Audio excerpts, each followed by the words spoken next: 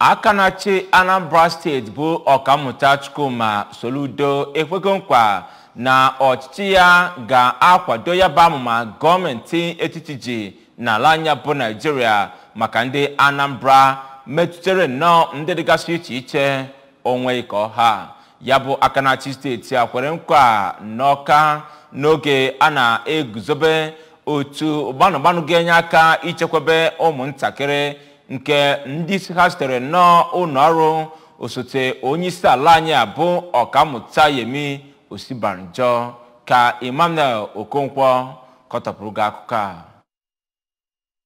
Soludo onye ọ bụ onye nọchite anya na ya bụ ihe mmemme bụ osote ya dọkịnta Onyekachukwu Ibezim toro nnọọ gọọmenti etiti maka ya bụ amụma o wepụtara iji wee nyere ndị ntorobịa nakwazi ndị ọ na-enweghị ka ọrụ aka na steeti a nakwazi Nigeria gbaa gburugburu ma kwupụta na ya bụ amụma gọọmenti etiti wepụtara bụ nnọọ nke yiri ihe ọ malitegoro imere ndị ntorobịa na Anambra steeti. Ọ gara n'iru chetara ndị ahụ si na gọọmenti etiti wee bịa na ọchịchị President Buhari na-akụzi kwarapụ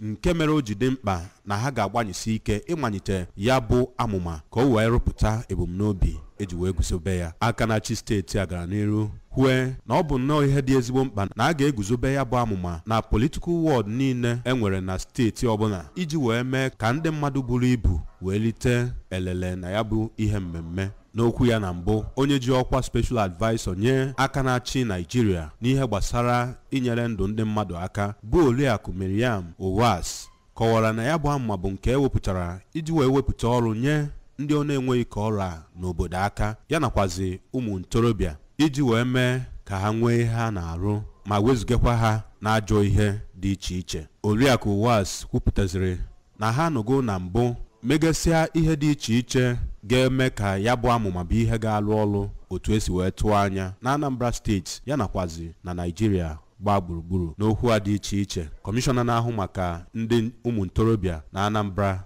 bụ Maazị Patrick Ayamba, onye na-ahụ maka imepụta ngwaahịa bụ dọkịnta Obinna Ngọnadị, onye na-ahụ maka ahụike bụ dọkịnta Afamobidike, nke na-ahụ maka nkọpụta ọrụ ugbo na steeti a bụ Maazị Foster Ifejiofọ okwu gọọmenti etiti ka ọ bụrụ onye ga na-amajinye ndị na-azụ ahịa na Anambra steeti ego mmajinye na-enyekwazị ha nkwado pụrụ iche iji mee ka ihe dịrị ha nke ọma dịka ọ dị na mpaghara ndị ọzọ dị na Nigeria. N'aka nke ha, kọmishọna na-ahụ maka ọrụ ngo na steeti a bụ Maazị Ifeanyị Okeọma, onye nọchitere anya ndị ike dị n'obi na ya bụ ihe mmemme bụ Comrade Samuel Obiefuna nọrọ oge ha na-atụ aro ka agbanyisie ike hụ na ndị emebere ya bụ amụma bụ ndị litere elele na ya, kpọkue gọọmenti etiti ka ha gbanyisie ike hụ na Anambra steeti kacha n'ọnụọgụ ndị ga-elite elele na ya bụ amụma ewepụtara ọhụụ. Anọzi na ya bụ ihe mmemme kpọrọ ndị ahụ si na gọọmenti etiti wee bịa